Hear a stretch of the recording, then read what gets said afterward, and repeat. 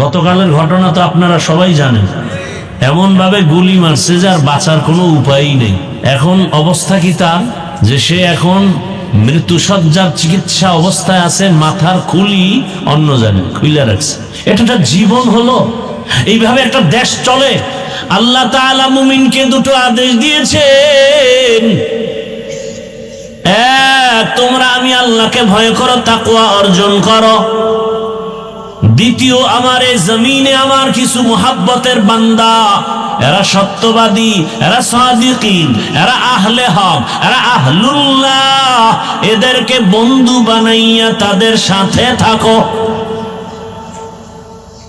বলে কতক্ষণ?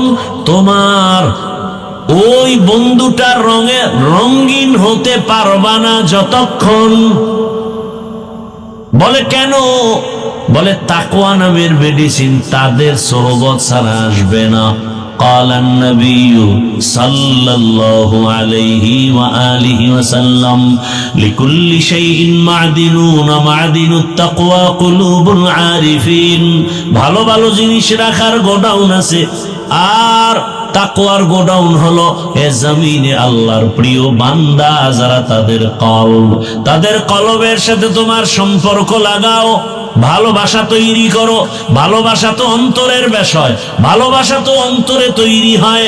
ওই অন্তর থেকে ভালোবাসা যখন আসবে, ওখান থেকেই তোমার দোয়া শুরু হয়ে যাবে।